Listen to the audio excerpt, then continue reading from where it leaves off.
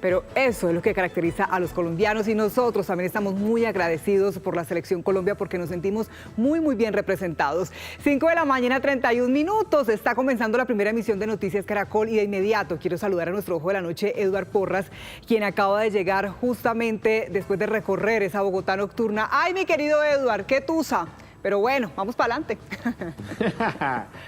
Mi querida Daniela, tusa o no, pero fuimos felices en este tiempo. Qué rico escuchar ese himno nacional, qué rico ver tanto colombiano en los estadios, nos reunimos en familia. Tenemos que estar agradecidos con Dios con todo lo que pasó. Muy buenos días para todos ustedes, buenos días para los televidentes que trasnocharon con nosotros y que madrugan con esta, la primera emisión de Noticias Caracol. Estamos con Julianita preparando precisamente los informes con los hechos más importantes ocurridos en Bogotá, como por ejemplo, una muerte violenta en la localidad de Kennedy, al parecer en medio de una riña, un incendio de 2 viviendas en Engativá y una racha de accidentes que ustedes no se imaginan. Uno con una tractomula a bordo que se llevó varios vehículos, taxis volcados, mejor dicho. En unos minutos les tengo el informe completo con todo lo que ocurrió en la capital del país mientras que ustedes dormían. Ay, complejo y triste balance entonces en materia de movilidad, pero usted ya nos va a contar los detalles, Eduard. Gracias.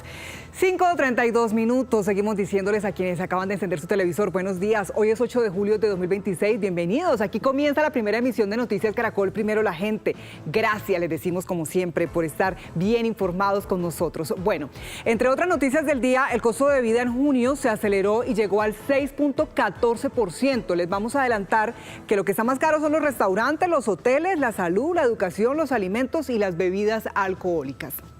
De otro lado, vamos a hablar también de esos retos en materia de educación, de transporte y de justicia, porque en minutos hablaremos con los ministros designados, Vivian Morales, Elsa Noguera e Iván Cancino. De esto y más vamos a contarles en el desarrollo de nuestra primera emisión. Pero antes, vamos con información importante prevista para hoy en Colombia y el mundo. Este es nuestro despertador de hoy, 8 de julio. Bienvenidos.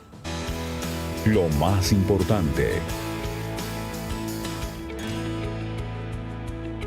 El presidente electo Abelardo de la Espriella continúa conformando su gabinete. En las últimas horas designó 6 nuevos ministros. A la cartera de Transporte llega Elsa Noguera. En Vivienda estará Jaime Andrés Beltrán. El Ministerio de Comercio será liderado por Mauricio Gómez Amín y la cartera de Deportes será comandada por Juliana Gutiérrez. A este grupo se suma el penalista Iván Cancino, que va a dirigir el Ministerio de Justicia, y la exfiscal Vivian Morales llegará al Ministerio de Educación. Finalmente, el general en retiro Eduardo Mora asumirá el Ministerio de Defensa. La inflación en Colombia volvió a acelerarse y se ubicó en el 6,14% anual en junio de 2026, según el más reciente reporte del DANE. Los mayores aumentos se presentaron en alimentos, restaurantes y hoteles. Con esta cifra, la inflación supera nuevamente el umbral del 6% y se aleja de la meta del 3% fijada por el Banco de la República. Lo que usted necesita saber.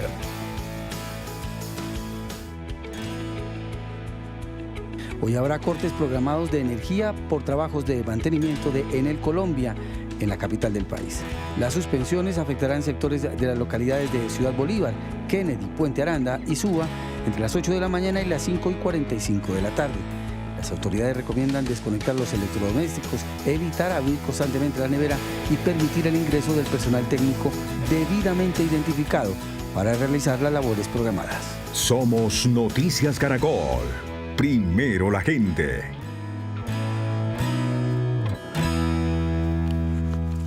A las 5 de la mañana, 36 minutos, ya tengo en mis manos el diario El Espectador para presentarles una ronda por los principales diarios del país. El de la casa titula "Fue lindo", y sí que lo fue. El sueño mundialista de la Selección Colombia terminó ayer en la tanda de penaltis tras igualar en los 90 minutos y en el tiempo complementario. La tricolor cayó ante Suiza, que se quedó con el cupo a cuartos de final y que enfrentará el sábado a Argentina. Pasemos al diario de Medellín, El Colombiano. Petro y Abelardo frenan el empalme. ¿Ahora qué? Ocurrió en medio de un duro choque de frases entre el gobierno entrante y el saliente. El presidente electo anunció 6 ministros más.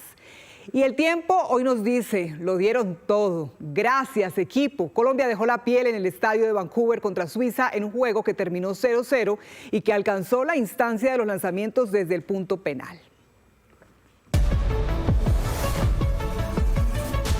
5 de la mañana, 37 minutos. A usted que se está preparando para salir a trabajar, a estudiar, a viajar, a hacer algún tipo de diligencia, que está abriendo las puertas de su negocio y nos permite también acompañarlos mientras lo hace, bienvenidos. Estamos listos para contarles cómo amanece el país, cuál es la noticia en cada una de nuestras regiones. Por eso ya ven aparte de mis compañeros. Por ejemplo, en Cartagena está mi compañera Tatiana Rodríguez, en Barranquilla está Argemiro Pion, en Cali, la tradicional Plaza Varela, está Paula Restrepo, en Medellín con las noticias de Antioquia está Mariana Rodríguez, en el occidente de Bogotá María Juliana Reyes y aquí muy cerquita después de recorrer en las últimas horas a Bogotá nuestro ojo de la noche Eduard Porras.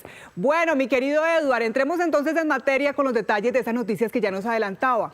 ¿Qué se sabe de esa muerte de un joven en las últimas horas? Mi querida Daniela, mire, arranquemos precisamente con esa lamentable historia que al parecer ocurrió en medio de una riña, pero todo es materia de investigación. En este momento las unidades de criminalística de la SIGIN están terminando la inspección de ese cuerpo sin vida hallado por las mismas autoridades frente al Coliseo Cayetano Cañizales, ubicado en el sector de Kennedy, sobre la vía principal que conduce a Corabastos. Dicen que al parecer hubo una discusión entre estas dos personas, uno estaba con un arma de fuego, le disparó a este joven de aproximados 25 años quien falleció en el sitio y ahora son las mismas autoridades de Kennedy las encargadas de determinar qué fue lo que pasó y además capturar al responsable que huyó por una de estas calles en el suroccidente de la capital del país. Hablemos del incendio atendido por 5 máquinas, más de 15 socorristas en el sector de Engativá. Es el barrio Villas de Granada donde al parecer están investigando, se trató de un cortocircuito que afectó 2 viviendas, ellas con locales, con casas, ahí estaban viviendo varias personas que por fortuna lograron salir de sus predios, resultaron ilesas, pero lamentablemente como ocurre en cada incendio, pues las pérdidas son millonarias para las personas que habitaban allí y que además tenían sus locales comerciales. Y en unos momentos con Juliana les estamos preparando el informe para que ustedes vean todo lo ocurrido en materia de accidentalidad. La tractomula que se volcó, pero que se llevó por delante vehículos y postes en la localidad de Usme, el choque de 2 taxis, uno con volcamiento, y para que lo tengan presente sobre todo los conductores nocturnos, porque en ese punto de la ciudad casi a diario, casi cada noche hay accidentes de tránsito. Y además el lamentable caso que ocurrió en una estación de Transmilenio donde una mujer cayó de la plataforma, según algunas versiones, eso dicen los testigos, y lamentablemente un Transmilenio la arrolló. Así que en unos minutos el desarrollo y toda la información con los hechos más importantes ocurridos en las últimas horas. Impresionantes esas imágenes, Eduardo. Ya nos encontramos más adelante para que nos cuente más detalles y saludos a nuestra compañera Juliana allí en esa sala de edición. 5 de la mañana, 40 minutos. Seguimos con más noticias de Bogotá. A propósito, hoy nos dice Canal Clima que nos espera un día parcialmente nublado con temperatura máxima de 15 grados. Y si usted tiene vehículo, preste atención porque si su placa termina en 1, 2, 3, 4 y 5, tiene restricción. Bueno, hablemos de la factura del servicio del agua, María Juliana, porque se conoció que aumentará, no solamente en Bogotá, también en Soacha. ¿A partir de cuándo y cuánto representa ese aumento, María Juliana? Daniela, televidentes, muy buenos días. Pues le cuento que la empresa de acueducto de Bogotá notificó que a partir de este mes de julio se va a implementar una nueva metodología tarifaria, lo que se traduce entonces en el aumento del cobro de los servicios del agua y el acueducto. Esto específicamente en 3 municipios, dicen ellos, en Bogotá, en Gachancipá y también en Soacha. Estamos hablando de que esos aumentos varían de acuerdo a los municipios. En Bogotá podemos estar hablando del 6.6%, pero más adelante les vamos a tener los detalles de cuándo, por ejemplo, va a comenzar a reflejarse ese nuevo cobro y de cuánto más estamos hablando para los hogares de los habitantes de estos municipios. Un 6,67%. Bueno, sí señora, entonces más adelante con calculadora en mano, si quiere, hacemos esas cuentas para que nuestros televidentes tengan esos números claritos. 5 de la mañana, 41 minutos. De Bogotá nos vamos para Medellín. ¿Cuál es la noticia en Antioquia? Mariana, antes déjeme contarle que les espera allí un día parcialmente nublado y que el pico y placa le corresponde a esos vehículos que terminan en número 4 y 6. Bueno, el robo de cable, los actos de vandalismo están afectando la infraestructura de EPM, que ya de hecho se ha pronunciado. ¿Qué se conoció, Mariana, en las últimas horas? Buen día.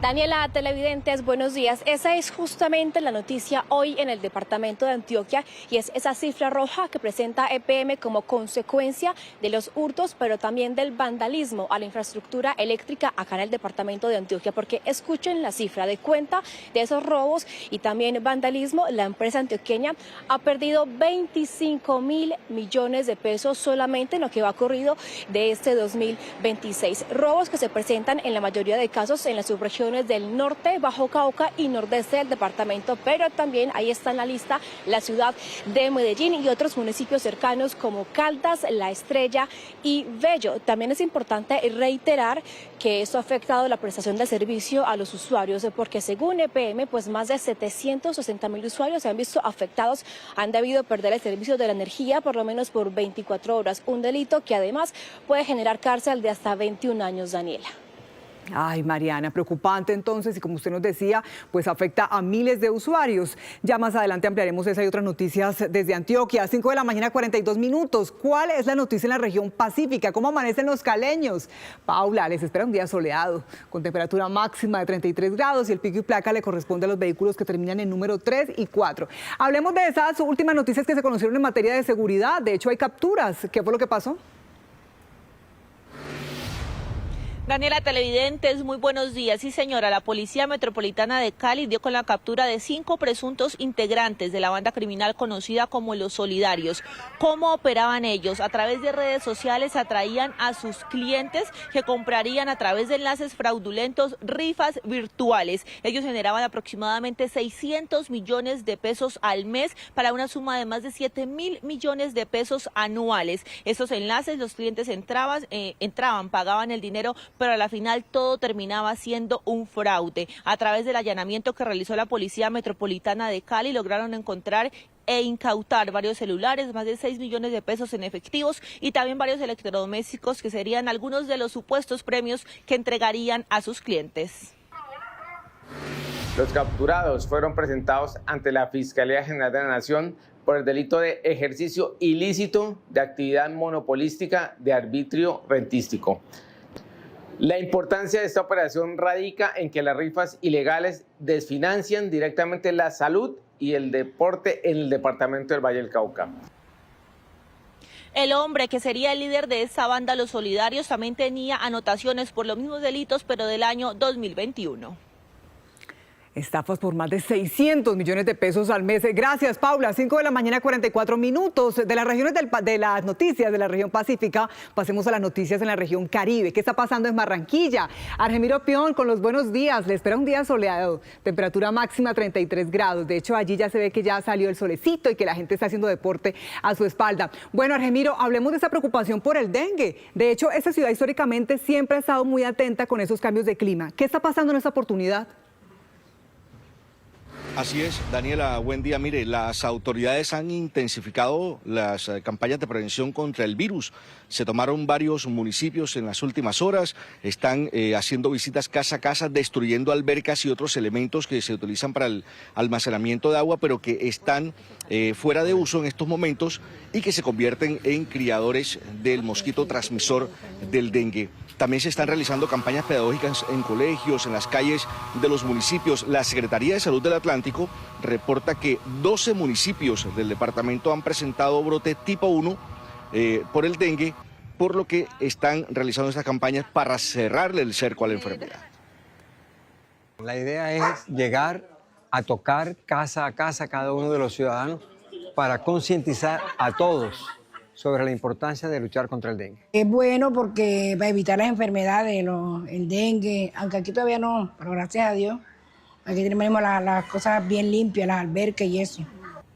Sigue activado el plan de contingencia contra el dengue aquí en el departamento del Atlántico, esta estrategia que une esfuerzos institucionales y comunitarios para contener la enfermedad, pero lo más importante, proteger la vida de los habitantes. Y lo interesante aquí, Argemiro, es que también todos poner de nuestra parte, por ejemplo, evitar esos depósitos de agua, cuidarnos un poco más. Es muy importante también esa pedagogía y cumplirla. Gracias, Argemiro. 5 de la mañana, 46 minutos. ¿Cuáles son las noticias en Bolívar? Tatiana Rodríguez, en la hermosa ciudad de Cartagena, nos cuenta. Tatiana, tampoco escapan a ese día soleado con temperatura máxima de 36 grados. Allí sí aplica el pico y placa y hoy le corresponde a esos vehículos que terminan en número 3 y 4. Bueno, Tatiana, hablemos de esas infracciones que se pueden de hecho alertar por WhatsApp. ¿Cómo es eso? Y bueno, ¿cuántas van?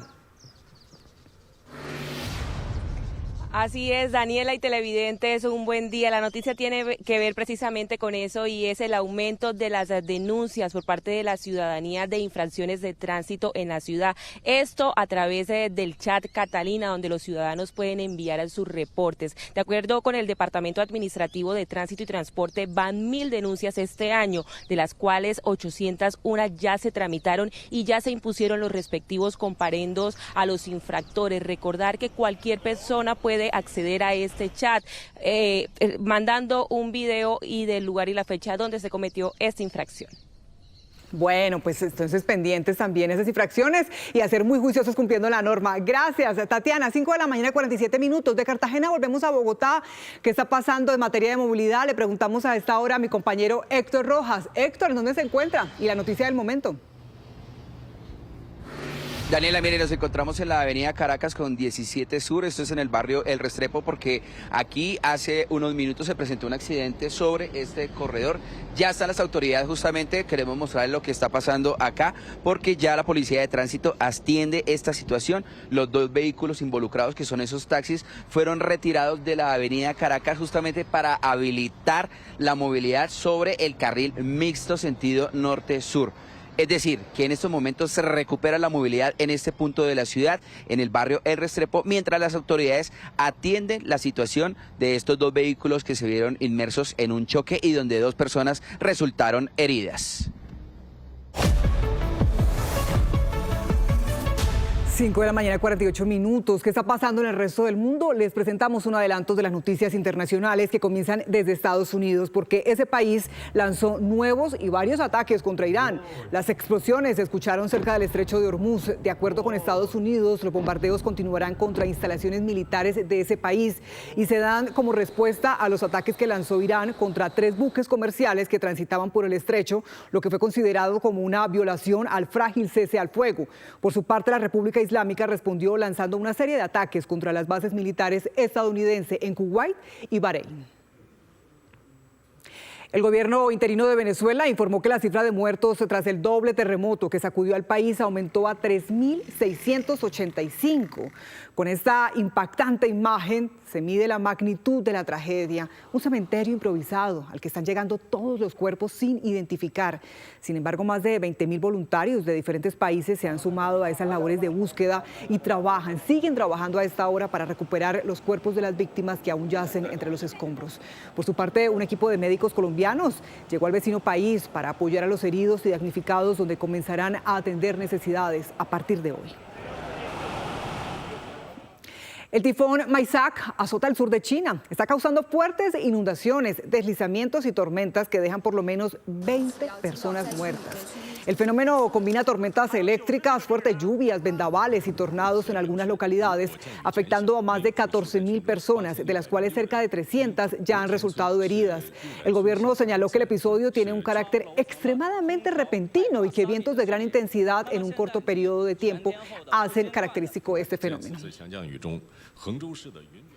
5 de la mañana, 50 minutos. Volvemos a noticias de Colombia, de nuestro país. La Defensoría del Pueblo alertó sobre las consecuencias que está dejando la extorsión en el departamento del Atlántico.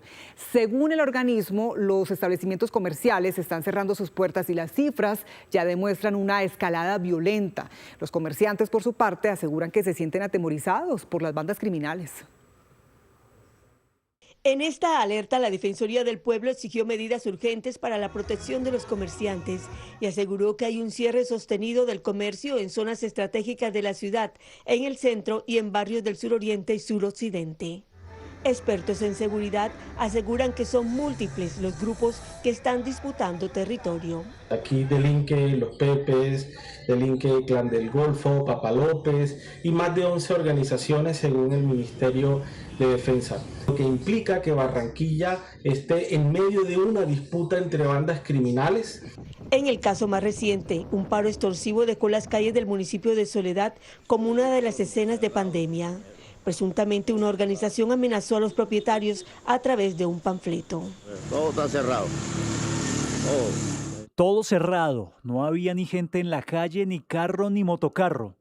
Increíble que en Soledad, un municipio que era tan sano, tan económicamente productivo, hoy en día esté hecho un fracaso. Cada vez que abrimos el celular es un muerto, 2 muertos, 3 muertos diarios. A la fecha, la policía reporta 225 capturas por extorsión, 72 allanamientos y 31 armas de fuego incautadas. Les contamos ahora de lo que pasó ayer en el Pacífico tras el partido de nuestra selección. En Cali, los hinchas salieron a las calles y andenes de los barrios para ver el partido, para apoyar a la tricolor y llenos de nostalgia, les recordaron a los jugadores lo grandes, lo que significan para nuestro país. En Cali, los hinchas cerraron las calles, sacaron el televisor, se pusieron la camiseta y empezaron a rezar con la fe intacta por la selección. Durante todo el encuentro, el corazón palpitaba cada vez más y aunque no se logró la victoria contra Suiza, estos hombres que dejaron el alma en la cancha quedarán como campeones en los corazones de todos los colombianos. Que los felicitamos, que dieron todo para ganarlo, pero ahí estamos. ¡Qué felicidades, firmes! Los caleños agradecieron a la tricolor tantos días de felicidad y adrenalina donde unieron a un país entero. Es la única que unió a todo el país. Se olvidan rencillas de políticos, de todo, de guerra, de todo. Estamos todos con Colombia. Gracias por todas las emociones que nos dan a nosotros como colombianos. Algunos sacaron fuerzas y con la voz entrecortada les enviaron un mensaje de apoyo. Seguir apoyándola. Estamos contentos, tristes, pero bueno, así es. La Selección Colombia hoy se lleva el premio más grande, el amor, la admiración y la lealtad de un país entero que durará para siempre. Sentimientos que por supuesto le manifiesta el resto del territorio nacional a nuestra selección. 5:53 minutos. Escuchen esto. Por primera vez Colombia es sede de la Olimpiada Internacional de Física. Este es un evento que reúne en Bucaramanga a los mejores físicos en formación de 93 países. Y esta competencia va hasta el 12 de julio. Del 4 al 12 de julio se llevará a cabo la edición número 56 de la Olimpiada Internacional de Física. Cerca de 900 personas entre estudiantes, docentes y expertos llegarán a la capital santanderiana para participar en uno de los encuentros científicos más importantes del mundo. Vamos a tener 900 participantes, eso incluye también todo el equipo de Colombia que viene a apoyarnos con el evento. Un evento muy grande. Tenemos a Bucaramanga completamente lleno de gente aquí compitiendo en nombre de la ciencia y la física. Los participantes seleccionados vienen de países como Corea, Surinam, Cuba, entre otros. Enfrentarán 2 pruebas, una teórica y otra experimental, diseñadas para evaluar sus conocimientos y habilidades en física. Dependiendo de sus resultados pueden sacar medallas de oro, de plata, de bronce, mención de honor. La Universidad Antonio Nariño lidera la organización del evento que busca posicionar a Bucaramanga y a Santander como destino de grandes encuentros científicos y académicos. Vamos a estar en el ojo del mundo durante estos 11 días, del 4 al 12 de julio, donde va a ser noticia Santander, donde va a ser noticia Bucaramanga. Con estas actividades es internacionalizar a Bucaramanga, el área metropolitana y Santander, y los beneficios que esto trae para el desarrollo académico. Además de reunir a los mejores estudiantes de física del mundo, este evento convertirá a Bucaramanga en una vitrina internacional para la ciencia, la educación y el desarrollo de Santander. Mañana 55 minutos en Colombia y con la cortesía de Aircam los invitamos a viajar por el mundo. A esta hora les presentamos en vivo esta imagen de un impresionante archipiélago de Noruega que está situado por encima del Círculo Polar Ártico. Es famoso porque combina majestuosas montañas puntiagudas que nacen directamente del mar, fiordos profundos y pintorescos pueblos pesqueros con cabañas de madera. Reiteramos, es una imagen cortesía de Aircam. Vamos de inmediato con nuestros titulares del día. Somos Noticias Caracol, primero la gente. Desde el Centro de Noticias de Caracol Televisión en Bogotá, esto es Noticias Caracol, primera edición.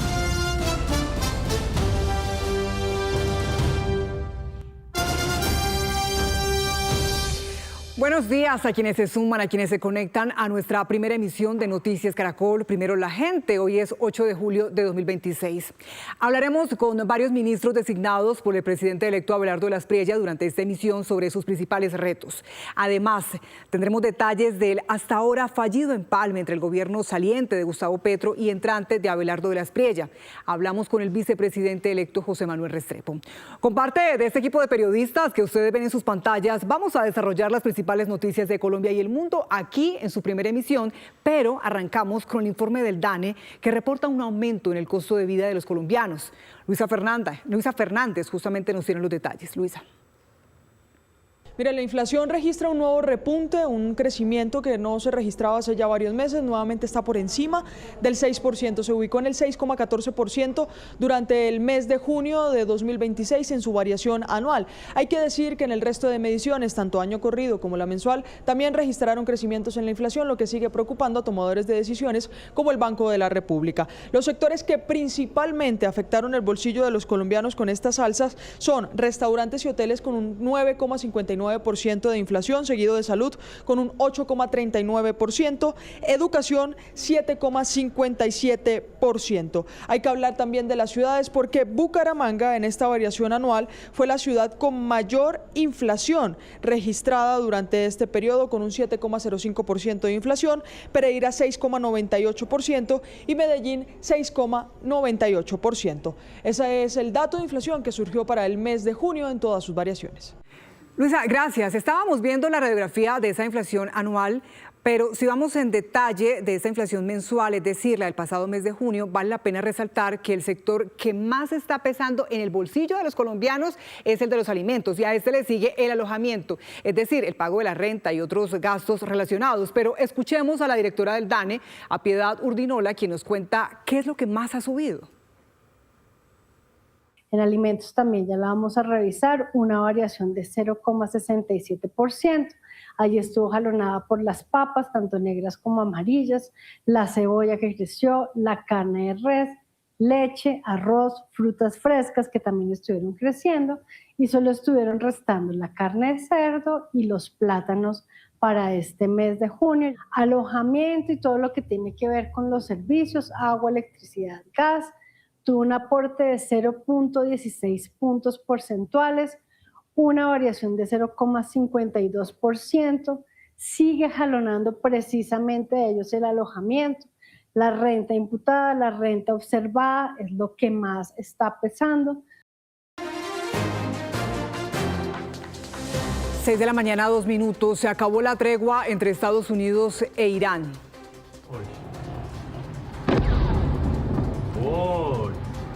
Según Estados Unidos, Teherán atacó 3 buques comerciales que intentaban cruzar el estrecho de Hormuz, lo que fue considerado como una violación al frágil cese al fuego.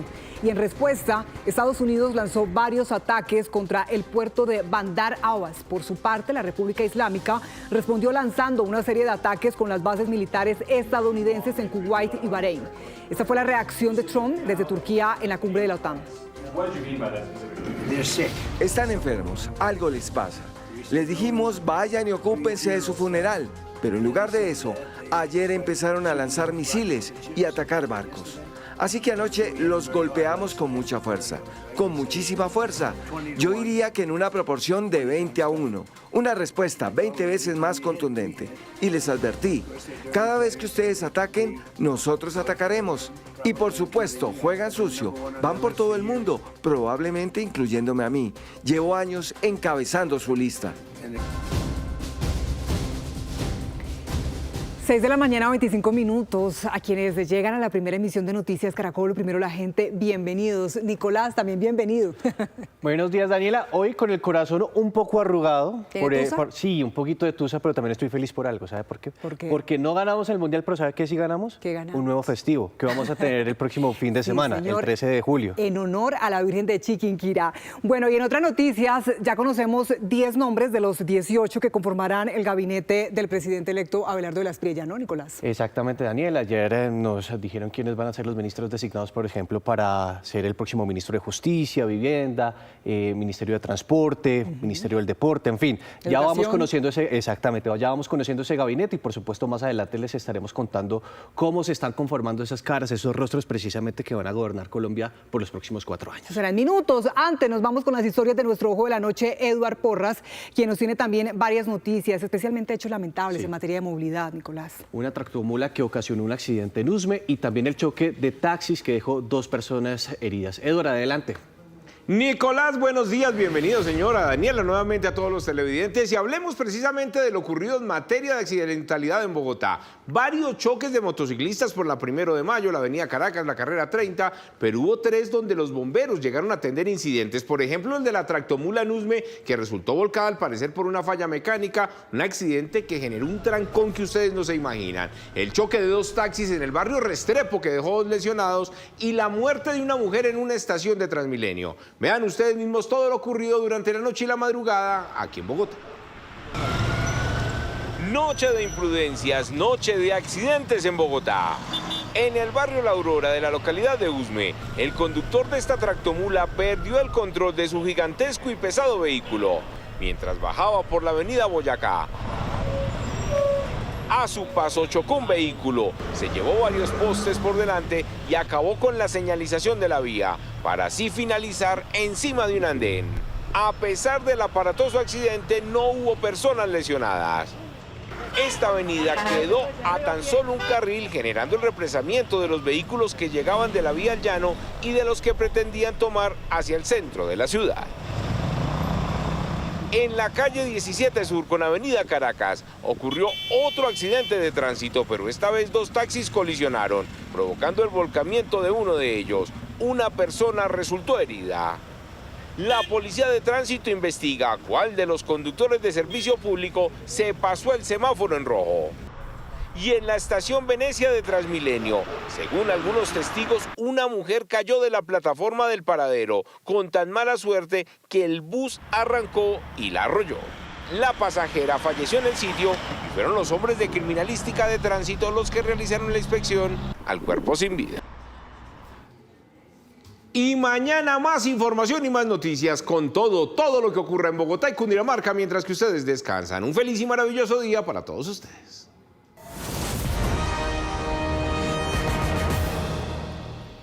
6 de la mañana, 28 minutos. Hablamos ahora de una de las noticias del momento y es la suspensión del empalme del gobierno saliente de Gustavo Petro y el entrante de Abelardo de la Espriella. El vicepresidente electo José Manuel Restrepo habló con Noticias Caracol y allí invitó a una resistencia constitucional y reiteró que la comunicación con el gobierno saliente está totalmente cortada. Hay una ley que regula los empalmes en sus formas.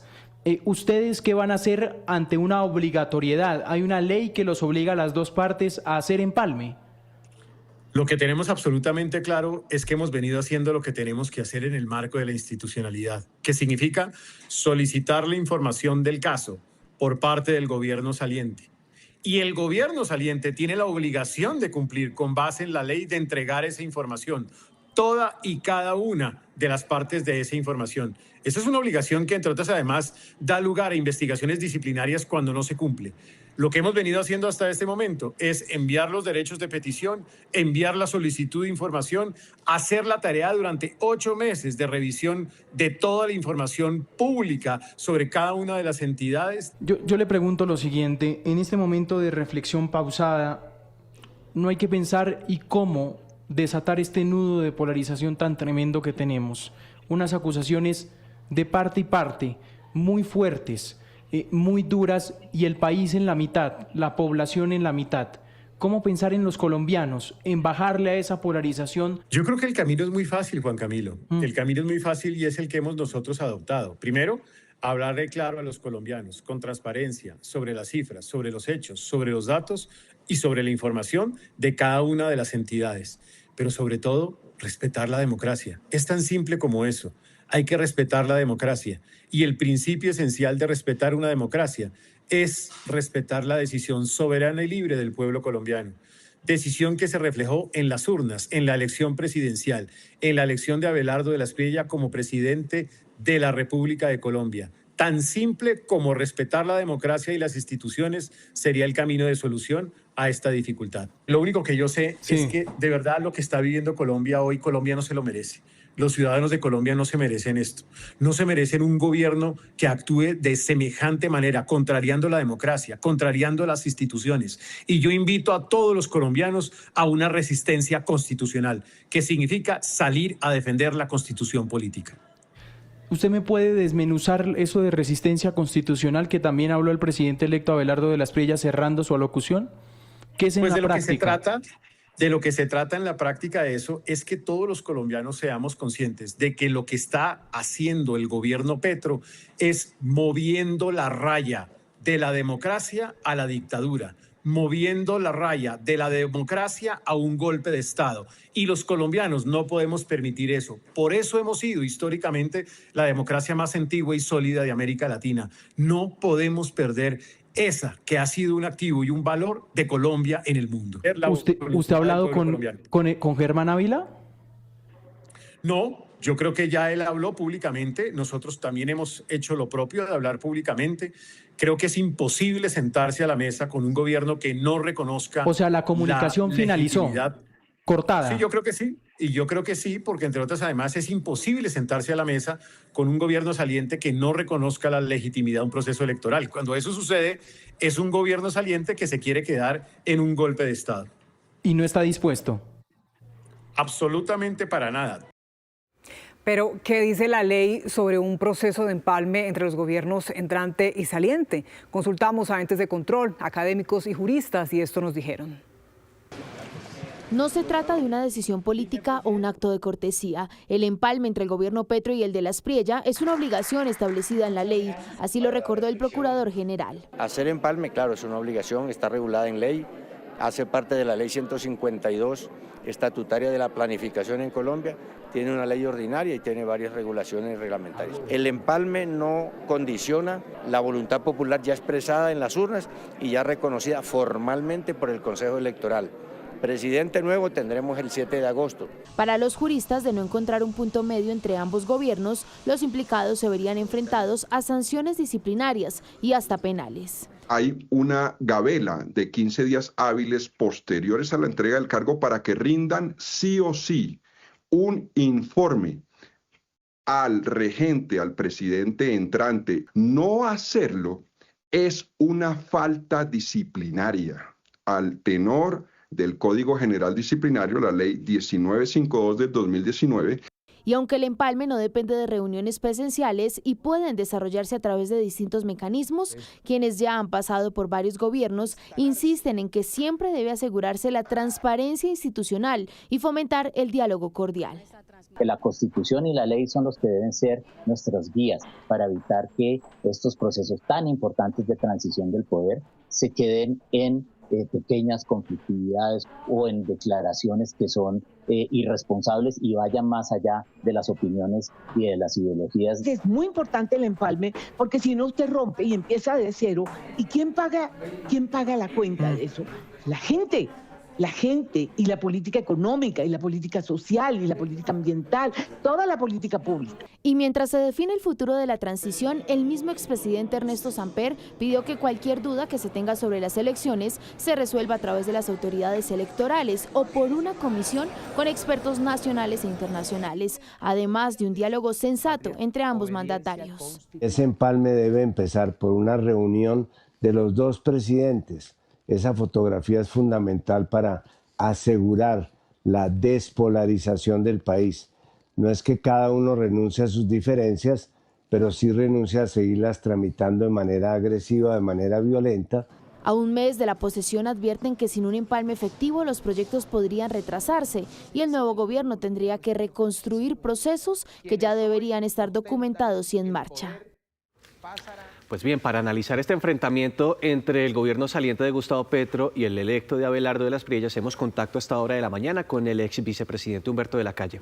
Doctor de la Calle, muchas gracias por este contacto. Muy buenos días, encantado de saludarlos.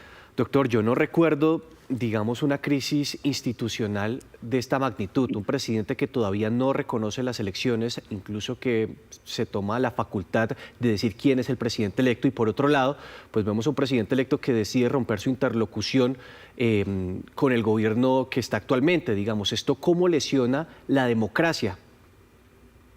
Sí, el problema de fondo es el que tú mismo acabas de decir. Tienes toda la razón. Esto es lo que es inédito. No es tanto el formalismo del empalme, que habría forma de hacerlo y ahora podemos hablar un poco más de eso, sino la circunstancia que estamos viviendo en Colombia. El 21 de junio creímos que terminaba un proceso y empezaba a bajar el nivel de las aguas. Y lo que estamos viendo es que comienza de nuevo una especie de guerra del fin del mundo. Por el lado del presidente Petro, pues no solo el desconocimiento del resultado, sino su llamado a señalar que el verdadero presidente de Colombia es Iván Cepeda. Ese es un acto absolutamente condenable, y que además, rodeado de esta fraseología de un supuesto fraude, lamentablemente recuerda el llamado M-19. El M-19 nació precisamente por el desconocimiento de un resultado electoral, con razón o sin ella. Luego, estamos viendo es una continuación de la campaña, a través de una agresividad compartida donde me parece que ambos tienen responsabilidades. Ahora, desde el punto de vista del gobierno, alguna razón tiene cuando dicen no hago el empalme si no se reconoce mi triunfo. Dijéramos, ese es un argumento de fondo, pero yo creo que no debemos quedarnos en las ramas del formalismo. Lo que se puede hacer y debe hacerse, el gobierno saliente es un informe, y el gobierno entrante podrá controvertirlo, y si se cruzan mensajes, habrá forma de hacerlo de tal manera que se cumpla la ley. Pero para mí ese no es el problema de fondo. El problema es que desde ambos ángulos de la política lo que estamos viendo es el aumento de la confrontación. Aquí hay que llamar a ambas partes a bajar el ánimo. Primero tiene que estar Colombia. No podemos estar los colombianos sujetos a que la consigna sea destruir este país. Luego me parece que lo que la sociedad debe decir ahora es que la obligación de todas las partes en política es entrar en un proceso de respeto y de reflexión. Y es que ni siquiera lo vimos con diferencias marcadas de mandatarios, como por ejemplo del paso del gobierno del expresidente Samper al expresidente Pastrana, o del mismo expresidente Duque al presidente saliente Gustavo Petro. Esto, con lo que usted nos dice, esta confrontación de lado y lado, ¿podría generar algún riesgo en esa transición democrática, doctor de la Calle? Pero sin duda, el verdadero riesgo para mí es que lo que está en juego es la Constitución. ¿Por qué? De ambos lados. Por un lado, porque el desconocimiento del resultado, el aseverar que es Iván Cepeda el presidente, y ese lamento victimizante del doctor Gustavo Petro, que ya habla de persecución, de su vida, etcétera. Me parece que eso no contribuye en nada y, repito, regresa uno con su memoria tristemente al nacimiento del M-19. Pero Abelardo de la Espriella también debe entender que él encarna la legitimidad, que no está en campaña, que tiene que usar un lenguaje también de moderación cuando uno entiende su molestia. El doctor Iván Cepeda, por su lado, después de que hizo una campaña seria, ahora viene con la tesis de la desobediencia civil. ¿Qué es lo que está proponiendo? ¿Desobedecer qué? Frente a un gobierno que ni siquiera ha comenzado. Luego, aquí hay responsabilidades y todas confluyen en el desconocimiento de la Constitución, entre otras cosas, porque en el círculo del doctor de la Espriella, y esto me preocupa mucho, lo que se habla ahora es de una guerra cultural. Aquí cada uno está viendo que el otro es un enemigo y que hay que destruir, y me parece que ese es el peor escenario para Colombia. Doctor de la Calle, precisamente quiero citarle una frase que está diciendo hoy el diario El Espectador en su editorial. Dice que nuestro país es de mecha corta y la violencia siempre está buscando excusas para aparecer. Y en este escenario que estamos viviendo entre un gobierno entrante y uno saliente, pues parece que esta situación puede estar aquí a la vuelta de la esquina. Claro, me parece acertada la frase. La historia de Colombia muestra que el lenguaje conduce a los hechos. A veces en Bogotá puede que uno no lo note. Los medios de comunicación, la diatriba, los insultos mezclados. Pero en el territorio colombiano la posibilidad de la violencia está siempre a la vuelta de la esquina. Aquí tenemos que bajar los ánimos, todos. Es como si la consigna, repito, fuera hay que destruir este país, y no. no hay que destruirlo. Y no podemos colocar a la Constitución como el objetivo para ser destruido, o bien por la llamada guerra cultural, el desconocimiento de los derechos, algo que se anuncia con preocupación de mi parte, por parte del gobierno elegido, y luego el desconocimiento del resultado y el lenguaje de autovictimización del doctor Petro, que realmente no tiene cabida. Pues, doctor Humberto de la Calle, como siempre, qué oportuno escucharlo y, bueno, aún más en esta situación, este enfrentamiento entre los dos gobiernos, el saliente y el entrante. Muchas gracias por este tiempo. Mucho gusto, feliz día.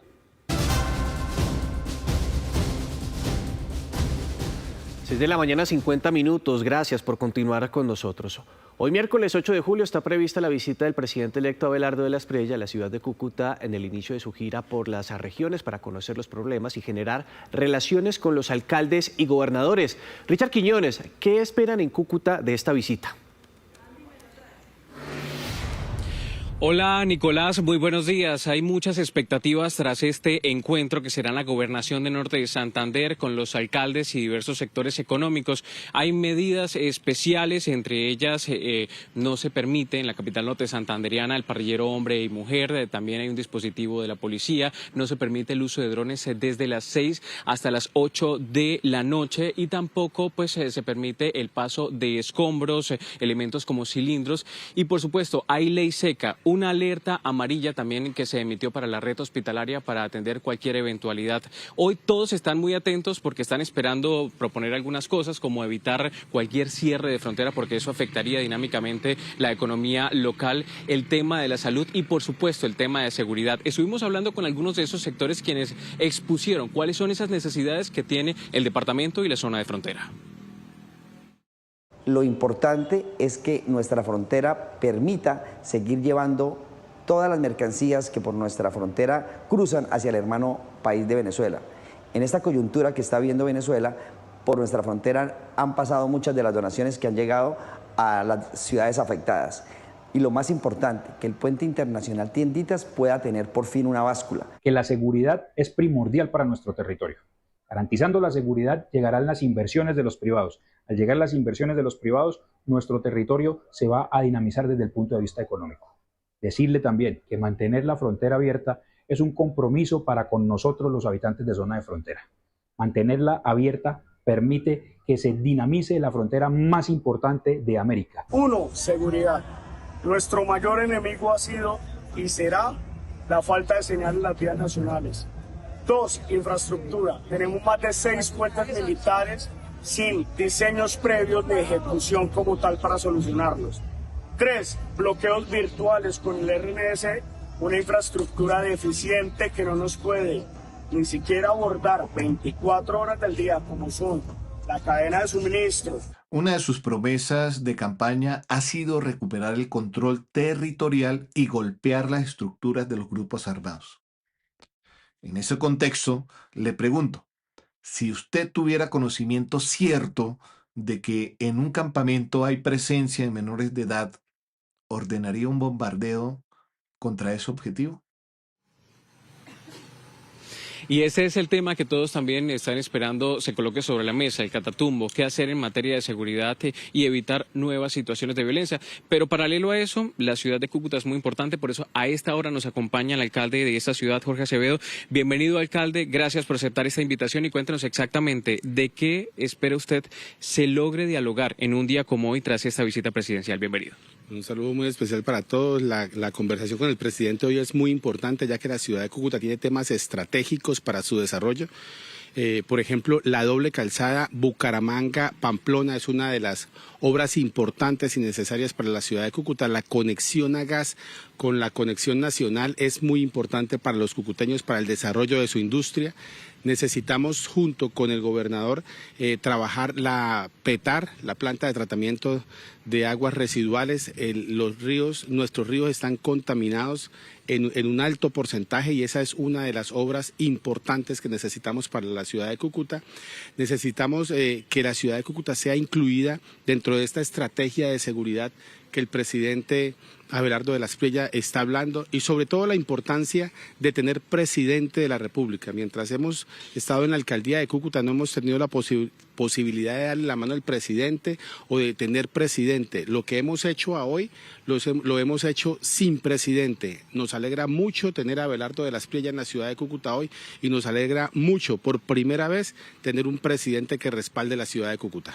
Otro de los temas de conversación en algunas oportunidades para los cucuteños, al igual que el resto del país, ha sido el tema de salud. También se podría colocar sobre la mesa esto porque pues, preocupa a muchos sectores, incluyendo el tema del Hospital Universitario Erasmo Meos. Claro, es lo que le contaba. El primer punto es el hospital para la ciudadela de Juan Atalaya. Este es un hospital que ya está terminado los estudios, están en fase 3, radicados en el gobierno nacional, y estamos muy motivados con que el día de hoy en esa presentación el presidente ya lo va a tener en cuenta. Nosotros, este proyecto está por 170.000 millones de pesos, la construcción del hospital de Atalaya, y bueno, esperamos que sea una realidad para la ciudad de Cúcuta. Esto descongestionaría el hospital de Erasmo Meos, y es un estudio que llevamos aproximadamente 3 años trabajándolo. Muchísimas gracias, alcalde, por habernos acompañado. Gracias a usted, Richard, y un saludo muy especial para todos los colombianos. Bueno, hoy se espera que en la gobernación de Norte de Santander a lo largo de la mañana se realice este encuentro. Lo que nos han dicho preliminarmente es que sobre las 11 de la mañana podrían existir algunas declaraciones por parte de esta comisión que estará sentada en la mesa, pero pues estamos a la expectativa de lo que será este encuentro entre el gobernador de Norte de Santander, algunos alcaldes, porque entendemos no estarán todos en su totalidad, pero lo más importante es que ese encuentro se materialice por las necesidades que tiene el departamento y la zona de frontera con Venezuela. Noticia en desarrollo en Noticias Caracol. 7 de la mañana, 3 minutos. Saludamos a quienes se suman a la primera emisión de Noticias Caracol. Daniel, es momento de hablar de política porque el presidente electo Abelardo de la Espriella sigue sumando nombres a su gabinete ministerial. Estos son los nombres que hasta el momento han sido anunciados. Sí, señor. Al Ministerio del Interior llega Rodrigo Lara, abogado y político huilense, ex senador y ex candidato presidencial. Es hijo del exministro de Justicia Rodrigo Lara Bonilla y ha ocupado cargos como representante a la Cámara y senador de la República. Para la cartera de Hacienda llega Miguel Gómez, abogado y economista con trayectoria en el sector público y privado. Fue representante a la Cámara por Bogotá, concejal de la capital y director de la Federación de Aseguradores Colombianos, conocido como FASECOLDA.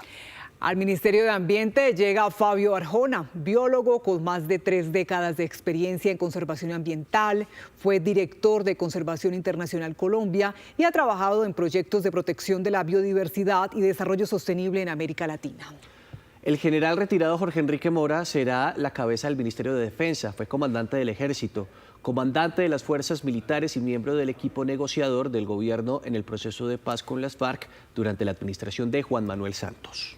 Al Ministerio de Transporte llega Elsa Noguera, economista, exalcaldesa de Barranquilla, exministra de Vivienda durante el gobierno del presidente Juan Manuel Santos y exgobernadora del Atlántico. Quien liderará la cartera de comercio será el abogado barranquillero Mauricio Gómez Amín. Fue senadora por el Partido Liberal, concejala de Barranquilla durante 2 periodos y edil de la capital del Atlántico. Además, fue jefe de debate de la campaña presidencial de Abelardo de la Espriella en las pasadas elecciones. Vivian Morales estará al frente del Ministerio de Educación. Es abogada constitucionalista, fue representante de la Cámara y senadora en los años 90, ex fiscal general de la Nación. Impulsó investigaciones relacionadas con parapolítica, el carrusel de la contratación, entre otras, y también fue embajadora en Francia. El exalcalde de la capital de Santander, Jaime Andrés Beltrán, fue designado como ministro de Vivienda. Es comunicador social de la Universidad Autónoma de Bucaramanga. Fue concejal de esa ciudad entre el 2012 y 2018, candidato al Senado por Salvación Nacional y gerente nacional de las regiones de la campaña de Abelardo de la Espriella.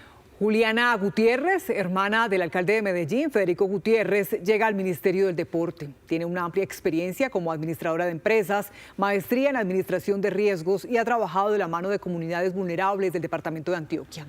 Y finalizamos con el abogado penalista Iván Cancino, que asumirá el Ministerio de Justicia.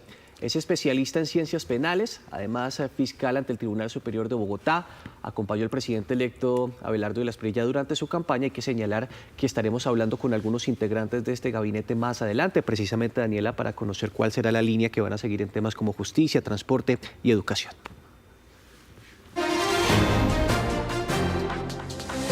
Siete de la mañana, 6 minutos. Se acabó la tregua entre Estados Unidos e Irán. Oh, Según Estados Unidos, Teherán atacó 3 buques comerciales que intentaban cruzar el estrecho de Hormuz, lo que fue considerado como una violación al frágil cese al fuego. Y en respuesta, Estados Unidos lanzó varios ataques contra el puerto de Bandar Abbas. Por su parte, la República Islámica respondió lanzando una serie de ataques con las bases militares estadounidenses en Kuwait y Bahrein. Esta fue la reacción de Trump desde Turquía en la cumbre de la OTAN. Están enfermos, algo les pasa. Les dijimos, vayan y ocúpense de su funeral, pero en lugar de eso, ayer empezaron a lanzar misiles y atacar barcos. Así que anoche los golpeamos con mucha fuerza, con muchísima fuerza. Yo diría que en una proporción de 20-1, una respuesta 20 veces más contundente. Y les advertí, cada vez que ustedes ataquen, nosotros atacaremos.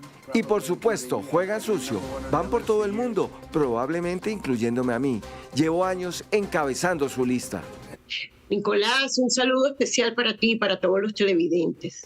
Bueno, doctora, empecemos hablando sobre esa fotografía que usted recibe de la cartera de transporte, digamos. Si planteamos objetivos a corto y mediano plazo, ¿cuáles serían esos retos que usted espera cumplir? Bueno, la principal tarea que me ha encomendado el presidente electo es sin duda recuperar la confianza en el sector. Que nuevamente la Patria Milagro se convierta en uno de los lugares más atractivos de América Latina para atraer inversión en el sector. Y para lograrlo hay que garantizar lo que son las reglas de juego, no cambiarlas a mitad de camino, facilitar la consecución de los permisos, licencias, consultas previas, garantizar la seguridad, pero al mismo tiempo el Estado va a honrar sus compromisos, va a honrar las vigencias futuras, pero le va a exigir al concesionario, a los contratistas, que cumplan con su parte, que ejecuten de acuerdo a la programación y que ya en la etapa de servicio cumplan con la calidad de los mantenimientos. Bueno, doctora Noguera, vamos entonces a entrar en materia con el desarrollo de esos principales retos que usted tendrá al frente de esta cartera. Empecemos, por ejemplo, hablando de transporte urbano. Hablemos del metro de Bogotá, del metro de la 80 en Medellín. Son grandes obras en materia de movilidad en las que hay gran expectativa. ¿Este nuevo gobierno va a respaldar estos proyectos? Porque, bueno, hay que recordar que ha habido algún tipo, digamos, de diferencias o dificultades con esas garantías presupuestales. ¿Hay respaldo? Por supuesto, lo ha dicho el presidente electo, que tenemos que restablecer esos lazos con los gobernantes locales, con los proyectos que son importantes, de gran impacto para los territorios. Recordemos que el transporte masivo mejora la calidad de vida de los ciudadanos. Es lo que utilizan todos los días los ciudadanos para trasladarse de sus viviendas a su trabajo o hacer cualquier vuelta, de tal forma que el impacto en la calidad de vida es directo y contarán con todo el apoyo nuestro. Sí. Doctora Noguera, buenos días. Hablemos un poco de los grandes proyectos de infraestructura vial en el país. Tenemos algunos retrasos en obras importantes como la vía Lobo Guerrero, que conectará el Pacífico con el interior del país. También está la troncal del Magdalena. ¿Ustedes qué tienen previsto para destrabar estas importantes obras? Bueno, lo primero, como dije, generar confianza, generar pues las condiciones para que las iniciativas privadas puedan ejecutarse en tiempo de acuerdo al cronograma y que las licencias, los permisos no tarden años, como está ocurriendo actualmente, sino que puedan tardar meses, como fue fijado en los contratos. Para estas obras específicas que hoy me estás preguntando, quiero decirles que tendrán toda nuestra prioridad. ¿Por qué?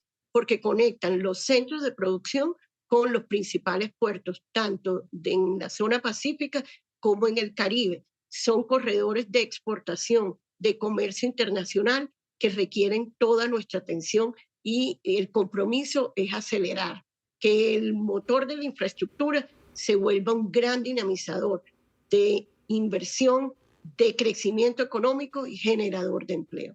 Sí, doctora, usted menciona que uno de los grandes retos en el corto plazo es generar confianza con el sector privado. En ese sentido, digamos, ¿cómo va a ser esa interlocución?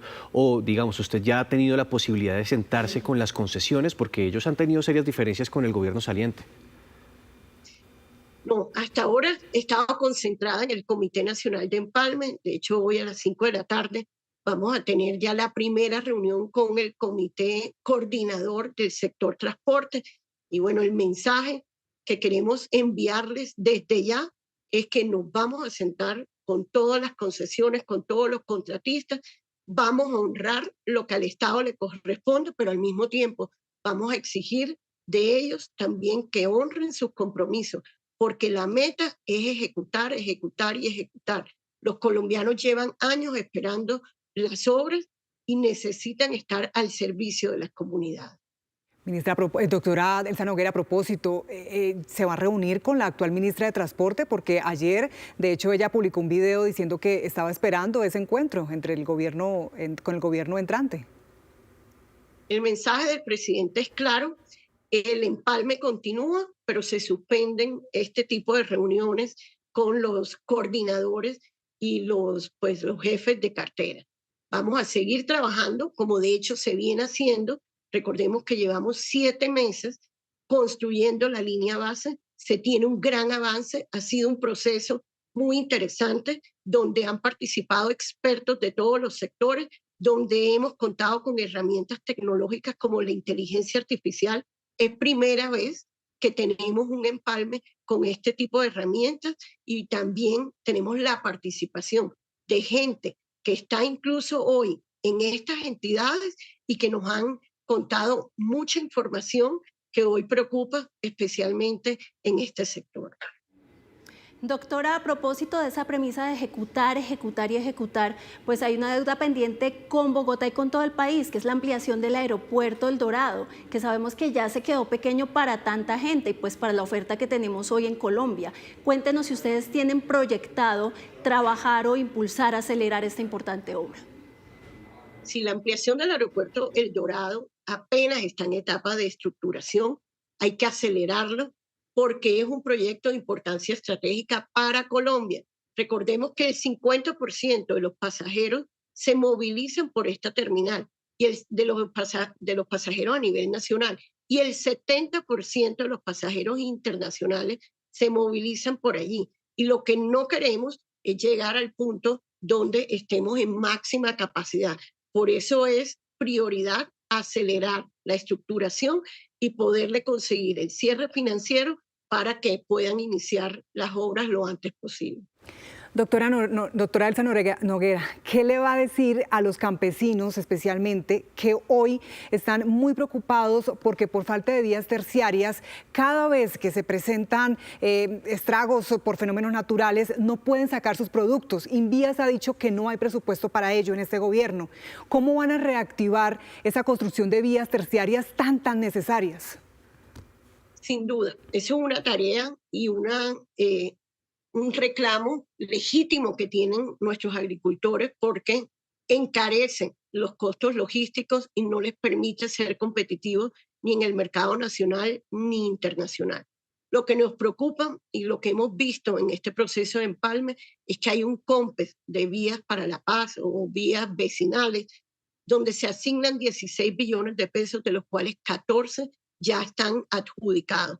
Pero cuando uno va a ejecución, solamente vemos un 3% de ejecución. Son vías que hoy requieren nuestros campesinos y sobre todo la población rural para poderlos integrar al resto del país.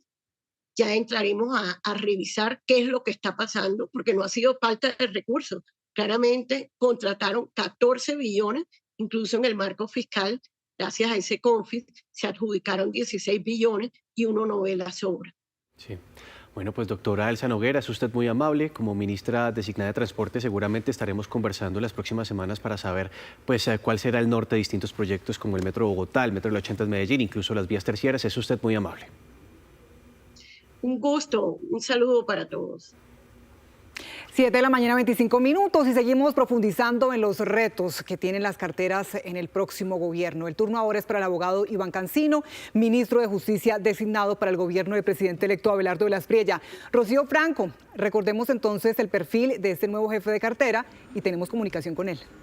Pues sí, señora. Al Ministerio de Justicia llega un conocido del sector. Se trata del abogado Iván Cancino, un experto en asuntos penales, profesor y fue fiscal delegado. Doctor, gracias por atender a Noticias Caracol. No, Rocío, un cordial saludo para usted, para todas las personas que están en la mesa de trabajo y para toda la audiencia. Hace poco le mandé un mensaje que cumplí 50 años, recordando que usted hace algún tiempo fue la primera persona que me entrevistó para radio. Así que también, imagínese, hoy estamos repitiendo eso en televisión. Bueno, eso habla mal, tenemos mucho tiempo en la rama. Doctor, en medio de las tensiones que se viven por el empalme que está en vilo, el procurador ha dicho que este procedimiento que se ha dado en gobiernos anteriores debe llevarse a cabo. Incluso hay abogados que hablan de implicaciones disciplinarias. ¿Cuál es su lectura como jurista? Bueno, mire, a mí me tocó una interlocución con un ministro muy sensato, muy activo, muy propositivo desde su punto de vista. Logramos avanzar algunos puntos y el empalme se sigue haciendo.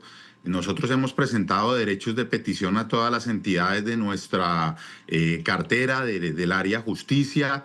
Hemos mirado en el SECOP, en el CIGEP.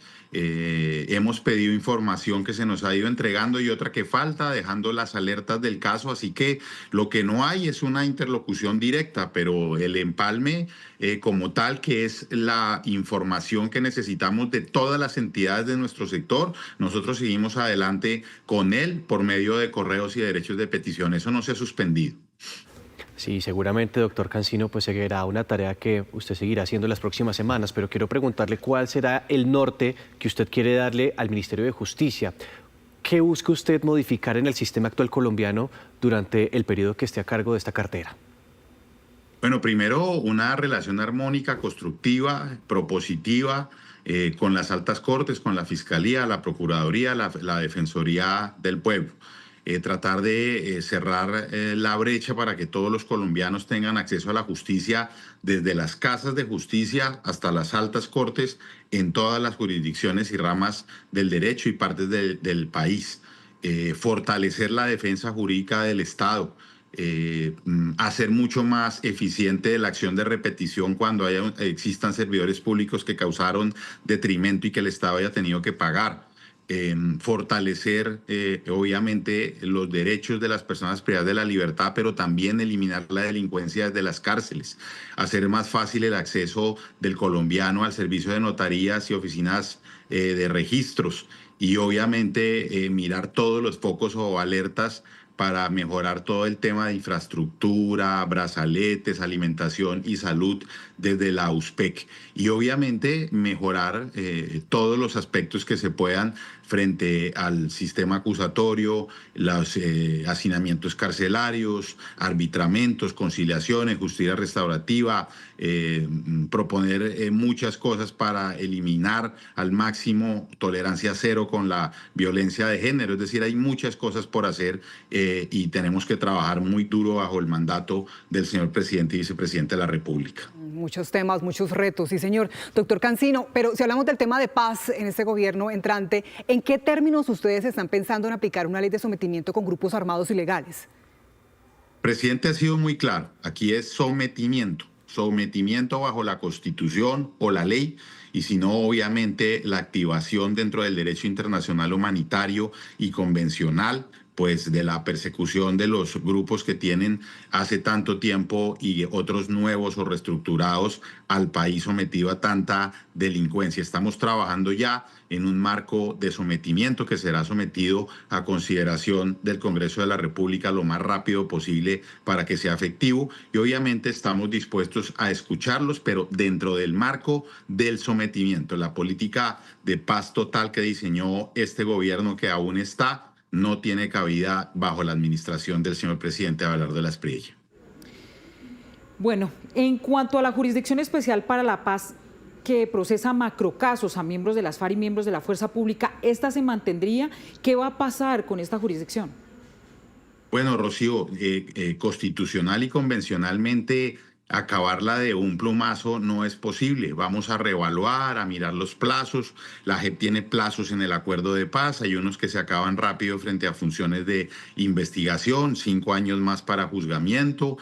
Tendremos algunas propuestas que hacer respetando su independencia, pero también el gobierno tiene que mirar temas de presupuesto, de políticas criminales, de políticas públicas, de comportamientos ante, por ejemplo, la Corte Penal Internacional. Así que esa reunión será será obviamente rápida y les manifestaremos nuestra posición y escucharemos, por supuesto, los de la JEP y estaremos pues sacando las conclusiones, pero obviamente que sí hay que hacer una gran reestructuración económica de espacios, de énfasis que nosotros recomendaremos dentro de nuestras competencias, sin meternos obviamente con hechos en su independencia judicial. Pero, doctor Cancino, ¿estarían ustedes dispuestos a que se extienda el periodo de la JEP? Porque entiendo que este año pues, es el límite que ellos tenían para operar, para funcionar. Así es, la JEP tiene límites, incluso algunos creados por ellos mismos, deben cumplirlos. No cumplirlos obviamente les acarreará a ellos algunas consecuencias que tendrán que asumir. La ley estableció unos términos absolutamente claros y en principio la política de este gobierno no es prorrogar la JEP.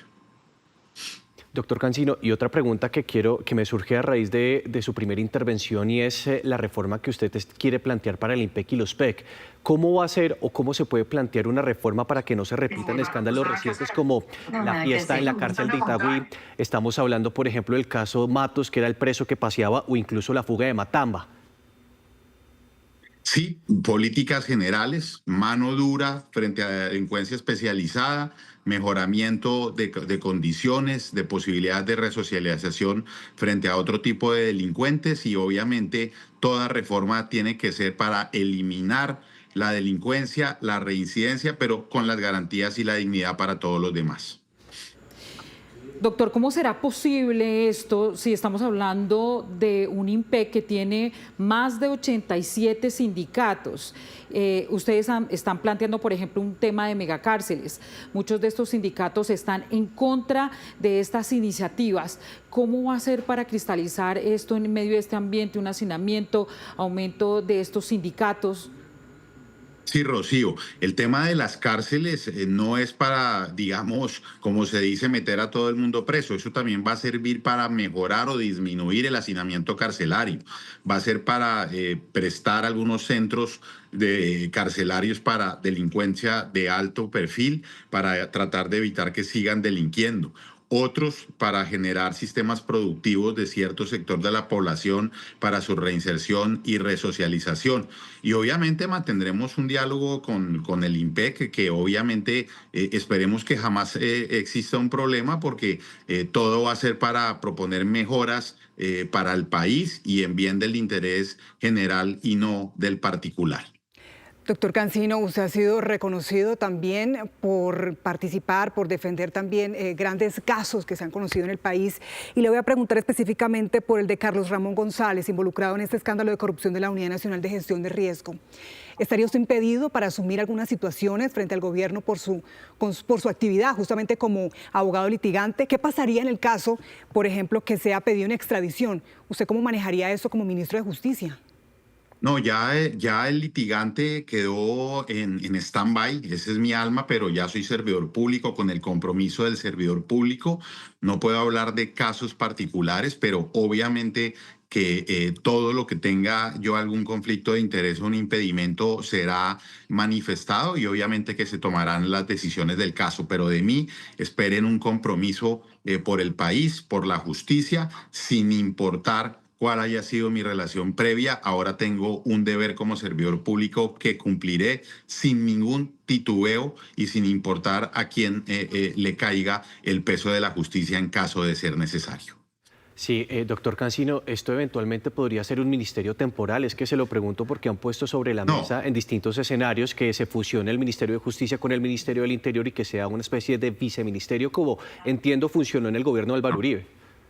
No, a mí el presidente me pidió que lo acompañara 4 años, luego debo deducir que no tiene por ahora pensada esa fusión. Obviamente él es quien manda las políticas, pero no se ha puesto de presente, por lo menos a mí, esa posibilidad. Bueno, debo pedirles disculpas, un saludo muy especial, espero que podamos interlocutar y presentar resultados positivos ante ustedes y ante su gran audiencia. Un abrazo muy grande. Doctor, permíteme una pregunta final. ¿Relaciones con las altas cortes y habrá reforma a la justicia? La mejor relación. De mí solo esperen proponer, construir y servirles para mejorar en todo lo que necesiten. reforma a la justicia? Claro, la vamos a proponer y va a ser consensuada. En su momento haremos el anuncio de cuáles son los puntos que nos interesen. Muchas gracias al nuevo ministro de Justicia, Iván Cancino, quien ha entregado cuáles son los retos que va a enfrentar en esta nueva etapa de gobierno. Noticia en desarrollo en Noticias Caracol. 7 de la mañana, 36 minutos. Seguimos contándoles más noticias del día. Atención porque suben las tarifas en el servicio de agua que presta el acueducto de Bogotá en la capital y en otros municipios de Cundinamarca. María Juliana Reyes, explíquenos qué se conoce, de cuánto es este aumento y la razón. Daniela, televidentes, pues comencemos con la razón. Le cuento que la Comisión Reguladora de Agua Potable notificó entonces que a partir de julio deben las grandes empresas de servicios públicos utilizar la nueva metodología tarifaria. Esto pues se ordena mediante una resolución, la 1032, que actualiza entonces estas metodologías para que las empresas le puedan cobrar a sí mismo a los usuarios. ¿Quiénes entonces se van a ver, digamos, de cierta manera afectados con este tema del alza de las tarifas? Pues estamos hablando de que la empresa de acueducto de Bogotá notificó que se van a ver reflejados en Bogotá, en Soacha y también en Gachancipá. En Bogotá estamos hablando de un aumento del 6.67%. Ellos dicen que aproximadamente son 4.900 pesos al mes en la factura. En Soacha el 2.3%, o aproximadamente 1.180 pesos al mes. Y en Gachancipá estamos hablando de un aumento del 11%, que en pesos es menos que en Bogotá. Estamos hablando de 4.300 pesos al mes, pero estamos hablando de un porcentaje mucho más alto, estamos hablando entonces del 11%. Esta es información que le va a servir a usted, que lo tenga presente. Esta tarifa pues se va a ver reflejada ya a finales del mes de julio, pero a partir de ahora usted va a ver ese aumento y también lo va a sentir en su bolsillo. Sí, señora, entonces un cambio que va a impactar esos consumos generados desde el 1 de julio y desde ya haciendo cuentas en Bogotá y en Cundinamarca. Sí, por lo menos en el orden de Bogotá sería por el orden de 4.900 pesos. Esperemos cómo esto se refleja en la factura. 7 de la mañana, 47 minutos. Momento de hablar de la otra noticia del día, y es que el costo de vida en junio se aceleró. La inflación en junio llegó a 6.14%. Daniela, pero empecemos a revisar cuáles fueron esos productos y servicios que jalonaron la inflación. Estamos hablando de restaurantes y hoteles, que se ubicó en el 9,59%, salud, que se ubicó en el 8,39%, y educación, que se ubicó en el 7,57%. En este orden le siguen las bebidas alcohólicas y tabaco con 7,02%, alimentos y bebidas no alcohólicas 6,83%, y también están los muebles y artículos para el hogar con un 6,22%. Pero el DANE lo que señaló también recientemente cuáles son las ciudades que tienen el mayor costo de vida. Estamos hablando de su ciudad de origen, Daniela, Bucaramanga, estamos hablando de Pereira, de Medellín, Cali y Armenia. Precisamente vamos a medirle el pulso a las principales ciudades del país sobre el costo de vida y su impacto en el bolsillo de los colombianos. Y también vamos a tener diálogo justamente con Samir Ocampo, presidente de la firma Radar, en minutos. Pero antes, vamos con Bucaramanga, la ciudad que, como veíamos, ocupa ese primer lugar, la mayor inflación anual en Colombia. Según el DANE, alcanzó el 6,14%. Bueno, allí está en Bucaramanga Natalie. Natalie, cuéntenos cómo reciben este impacto y a qué se debe. Daniela, ¿qué tal? Buenos días. Mire, primero yo los saludo desde la Plaza de Mercado de San Francisco, una de las más importantes de Bucaramanga. Hemos tenido la oportunidad de hablar con comerciantes, con compradores, con personas que han llegado desde muy temprano a hacer mercado. ¿Y por qué se lo digo? Porque los alimentos fue lo que más subió, un golpe al bolsillo. El tradicional corrientazo que antes se podía conseguir hasta en 10.000 pesos, hoy está en 14, 15.000. Pero también han subido las frutas, las verduras, los arriendos. Ustedes pueden ver precisamente las comidas en este momento son de las que más han subido y es un golpe al bolsillo, como nos ha dicho la gente. ¿A qué se debe? Pues ellos dicen que a varios factores. Sin embargo, son la mano o la materia prima, es decir, las verduras, la cebolla, el tomate, lo que más ha tenido un incremento en los últimos años. Pero vamos a hablar con los comerciantes de la plaza. Bienvenida a Noticias Caracol y cuéntenos, ¿cómo han visto ustedes esta subida de precios? Nos decía usted ahorita que de verdad se ha visto un incremento. Sí, claro, sí señora. Hace unos años para acá se ha incrementado muchísimo el valor y pues mucha gente se queja a base de que pues la situación económica a veces es complicada, entonces cada vez que suben pues se va complicando la situación también. Muchas gracias. Y me despido con una cifra que nos entregaban. Una libra de carne antes podía estar en 13.000 pesos y ahora está en 17.000. Esto, por supuesto, que ha hecho que desayunos como los que se está comiendo la gente, un caldo de carne, hayan aumentado significativamente. Imagínese, Natalie, eso que es bien típico allí en la capital de Santander. Ahora vamos a Antioquia porque según el último informe del DANE fue una de las 3 ciudades que tuvo una inflación alta. Sectores como el arriendo, el mercado y la comida son los de mayor incremento. Mariana Rodríguez, ¿dónde está y qué dicen los afectados por estas alzas? Nicolás, televidentes, pues nos vinimos para uno de esos lugares que más ha sentido todo este golpe de la inflación y es la comida, los restaurantes. Mire, estamos en uno de los más acogidos acá en pleno centro de la ciudad, en donde pues se tiene el famoso corrientazo y acá, por ejemplo, yo enseguida me voy a comer lo que es una carnita, está el calentadito con el huevo, pues la respectiva arepa con el quesito, acompañado de chocolate. Esto, don Iván, que es el dueño de este restaurante, ¿cuánto cuesta hoy? En este momento cuesta 15.000 pesos. El año pasado este mismo plato, ¿cuánto costaba? Este mismo plato el año pasado costaba 12.000. Estamos teniendo un incremento de 3.000 pesitos más porque está muy caro todo, la canasta familiar está muy costosa, hay muchos costos en los arriendos, en los servicios, entonces estamos un poquitico, incrementamos un poco. No es mucho, pero de todas maneras se favorecen un poquito, pero estamos a la espera de que pronto tengamos que subir un poco más. Iván, eso también digamos que de alguna forma le afecta a su bolsillo porque usted tiene que comprar insumos, alimentos, pero también pues pagar obviamente todo lo que acarrea tener un local comercial como este. ¿Qué es lo que más le preocupa? ¿Qué es lo que está más caro para usted como comerciante? En este caso pues en los costos de los alimentos, ¿qué es lo que más ha subido? En ese momento el costo de los alimentos está muy caro, lo que es la carne, la papa. Han incrementado un muy alto precio y en el transporte también ya cobran más el transporte por la estadía de las cosas. Entonces estamos en un proceso de pronto hacer una alza más en los productos para poder favorecer un poquito, porque en este momento estamos trabajando a ras. Estamos ras con lo que nos llega y para poder salir un poquito no incrementar mucho los costos. Vamos a esperar a ver cómo nos acaba de ir en este momento este año, que vamos a empezar a ver cómo nos va. Gracias, don Iván. Es entonces ese sentir de lo que hoy pasa en la capital del departamento de Antioquia, justamente con esto, mire, con los alimentos, con el pago aquí en los restaurantes de la ciudad de Medellín y con esa tasa de inflación que según el DANE acá en la capital de Antioquia, pues alcanzó en los últimos días el 6,98%. Claro, Mariana, lo que pasa es que ese aumento diario en ese atractivo desayuno que usted nos presentaba, si lo sumamos a la semana o al mes, el impacto se siente fuerte. Bueno, dejemos la comida de un lado y hablemos de otro impacto, y es que esta inflación también ha golpeado el bolsillo de los caleños y vallecaucanos con los precios del combustible. Por ejemplo, los usuarios se están declarando muy afectados por el alza, y de eso sí que sabe Paula Restrepo, que había dialogado con los habitantes de Cali. Paula, ¿qué le dijeron y cuánto ha subido el precio de la gasolina entonces?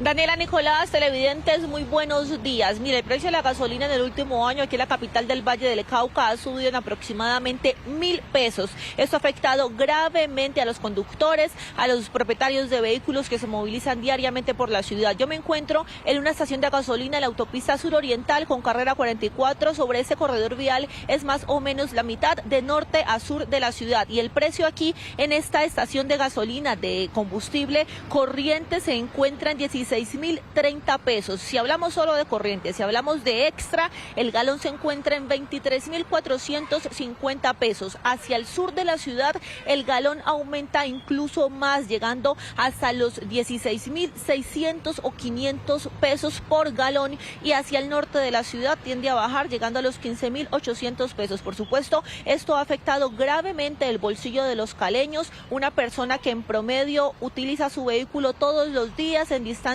cortas puede estar tanqueando de 3 a 4 veces cada 15 días y el precio de la tanqueada full no baja de 100.000 pesos. Gracias, Paula. Pues a propósito de este aumento en el costo de vida, nos vamos a conectar con Samir Ocampo, presidente de la firma Radar, para hablar sobre esta situación. Y bueno, Samir, bienvenido aquí a Noticias Caracol. Quiero iniciar con la siguiente pregunta. ¿Cuáles son estas razones de la tendencia? Porque son varios meses que llevamos con un costo de vida al alza. Nicolás, un saludo para ti y para toda la audiencia de Caracol Televisión en la mañana del día de hoy. Eventualmente sí, digamos que son múltiples los elementos que de una u otra forma marcando el comportamiento del precio de los alimentos, tanto para los hogares como para las comidas por fuera del hogar en Colombia. Varias de las presiones que nos hemos encontrado sin duda tienen que ver con los efectos climáticos que hemos venido absorbiendo. También hay múltiples elementos que tienen que ver con estas cosas que pasan fuera del país y que de una u otra forma empiezan a apretar las cadenas logísticas de esa producción de los alimentos, como por ejemplo el precio de los combustibles y demás. En todo el ecosistema de servicios, gracias a la reforma laboral, gracias a todos estos efectos que hemos venido viendo en torno al salario mínimo en Colombia, sin duda también hemos visto cómo se ha ajustado esa cadena de precios que de una u otra forma termina llegando al carro de mercado de los compradores y consumidores en el país. Samir, nos decían desde Bucaramanga, mire, si antes una libra de carne valía 13.000, ahora vale 17.000. Esto pues sería la causa por la que ocupa el primer renglón los restaurantes y los hoteles en la inflación que aumentó en junio, ¿o ustedes qué más encontraron?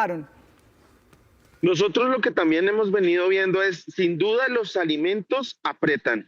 Esta temporada invernal que vivimos en la primera parte del año en Colombia, particularmente en el norte del país, genera y gestiona sobre los productos específicamente tensiones muy puntuales que terminan tocando el carro de mercado. Sin embargo, también tenemos que plantearnos lo siguiente: alrededor de los restaurantes, lo que pasa con aspectos como los servicios públicos, insisto, todo lo que tiene que ver con el tema de salario mínimo, jornadas extendidas laborales, turnos partidos, de una u otra manera terminan afectando la cadena de costos de estos servicios que al final componen casi el 48% del carro de mercado de los colombianos. Sí, y seguramente, Samir, lo que hicieron distintas empresas fue ajustar la nómina.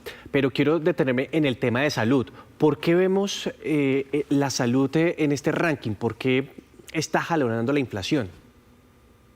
A mí me parece que el tema de la salud alrededor de la reforma nos ha dejado algunos elementos a considerar. Yo creo que el primero tiene que ver que con toda esta tensión que se generó alrededor del proceso de cierres o de anuncios de cierres de IPS y EPS en Colombia, intervenciones y demás, los compradores y consumidores tomaron decisiones.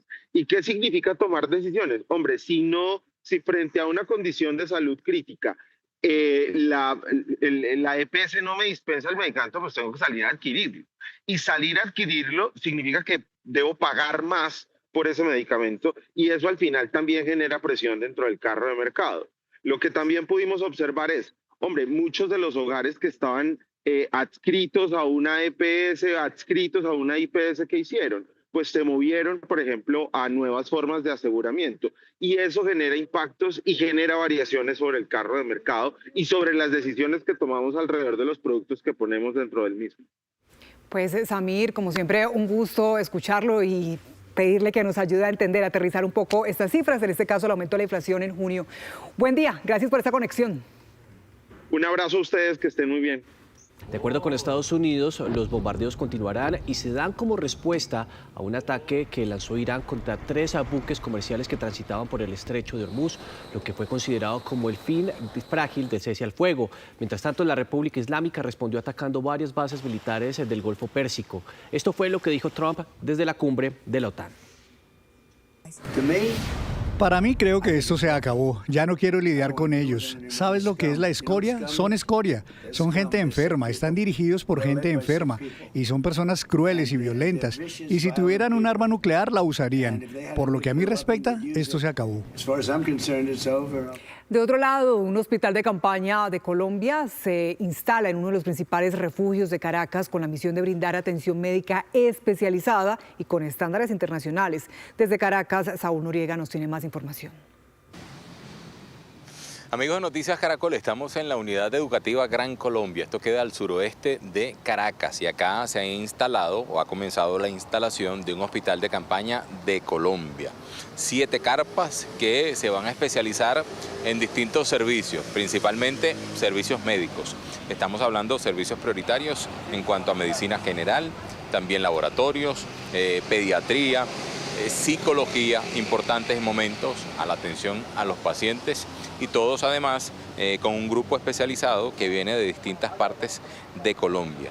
Principalmente el equipo médico de emergencia del barco Hospital San Rafael de Colombia y también están el equipo de la Unidad Nacional para la Gestión del Riesgo y del Desastre. 7 carpas que van a comenzar a trabajar acá en Caracas específicamente y se espera, según las estimaciones, que dure acá en campo al menos 60 días. 1 o 2 meses, un equipo que se va a ir rotando cada 15 días y además incluso han traído especialización en lo que es la limpieza del agua potable, la filtración del agua potable para además garantizar el consumo y el uso del agua acá en este hospital de campaña que, repetimos, se ha instalado acá en la unidad educativa Gran Colombia ubicada al sureste de Caracas, este hospital de campaña médico de Colombia.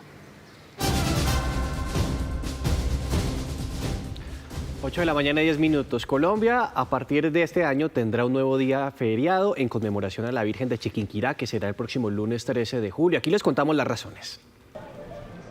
Este lunes 13 de julio será festivo en Colombia, un nuevo día feriado que para algunos cae de sorpresa. Bueno, cuéntame, ¿sí saben que este lunes es festivo? No tenía ni idea. No sabíamos. No sabía, me acabo de enterar. No tenía ni idea. No sabía. La Virgen de Chiquinquirá, la patrona de Colombia, es el principal motivo y la inspiración para que en el Congreso esta ley fuera aprobada. Quisimos proponerle al Congreso de la República un proyecto de ley con el cual rindiéramos un homenaje, exaltáramos a Chiquinquirá como centro religioso, histórico y cultural de la nación. Esto en el marco de celebrar los 440 años del milagro de la renovación del lienzo de la Virgen del Rosario de Chiquinquirá. Para la Iglesia Católica, este día permitirá que más feligreses se sumen a la celebración de cada año. Para nosotros como católicos y como cristianos que profesamos una fe y que sabemos lo significativo que ha sido para Colombia Nuestra Señora del Rosario de Chiquinquirá como reina y patrona de Colombia y como la casa mariana de todos los colombianos. Entonces también será un espacio para que muchos puedan peregrinar, si bien no lo pueden hacer durante este 8 y 9 de julio, pues lo podrán hacer durante el fin de semana próximo. Un día más de descanso para todos los colombianos que tienen algunas opiniones divididas. No, pues ir a un lugar cerquita, conectar con la naturaleza, me gustaría. Yo no estoy de acuerdo, me parece que tenemos demasiados festivos. Si me lo preguntas a mí como persona, delicioso descansar. Si me lo preguntas como emprendedor, como empresario, es bastante complicado porque se pierde mucho tiempo. Bienvenido siempre. Siempre pues, es bueno tener un día extra para descansar. Desde el Ministerio de Trabajo aseguraron que quienes laboren durante este día de descanso nacional obligatorio tienen derecho a recibir los recargos que corresponden en ley por concepto de labores en dominical y festivo. 8 de la mañana, 12 minutos. Seguimos conversando con los ministros designados por el presidente electo Abelardo de la Espriella. Ahora tenemos comunicación con Vivian Morales, quien será ministra de Educación en el nuevo gobierno. Ella es abogada constitucionalista, fue representante de la Cámara y senadora en los años 90, ex fiscal general de la Nación. De hecho, fue la primera mujer fiscal en el país. Doctora Vivian, buenos días. Muy buenos días. Bueno, comencemos esta conversación conociendo esos principales retos, los que a mediano plazo usted tiene para el país cuando asuma esta cartera de educación. Bueno, los retos del Ministerio de Educación son gigantes. Es un ministerio complejo, heterogéneo. Digamos que sus políticas cubren más o menos una población de 13 millones de personas. Yo creo que el país se ha enfocado en las últimas décadas en cobertura y de verdad, pues sí, ha aumentado la cobertura tanto en la educación media, en la educación básica, en la educación superior. En los últimos años ya tenemos más o menos el 57% de acceso, cuando en los 90 teníamos el 9% apenas. Pero ahora se tiene que hablar del tema de calidad. Nuestros jóvenes están rajando seguidamente las pruebas saber, en las pruebas PISA, en cosas como los saberes fundamentales, los aprendizajes fundamentales en lectura, en escritura, en matemáticas. Y si no tenemos calidad en la educación, pues esto va generando rezagos y posibilidades de deserción en la educación. Entonces hay que hacer un énfasis en la educación, en calidad. Esto se logra con mayor formación en los docentes, con una gobernanza más clara, porque es que el ministerio interactúa con todas las secretarías de educación del país, y con tratar de vincular esas evaluaciones en que se rajan los estudiantes con acciones, pasar de la preocupación a la acción positiva. Sí. El otro tema en educación superior es que hay que hacer énfasis en la educación técnica y tecnológica. Hoy hay que buscar que los muchachos que salen de la educación media vayan a un tránsito de una educación que les permita en ciclos cortos, rápidos, insertarse en el mundo laboral, porque el 55% de los estudiantes que salen con un grado profesional no encuentran trabajo en lo que estudiaron, sino que tienen que irse hacia otras áreas, y eso genera un tremendo, digamos, resentimiento, Doctora. dolor, obviamente, de sus familias y de ellos. Entonces, estamos enfocados en eso y en valores, en recuperar en la educación la ética con base en los principios y valores de la Constitución.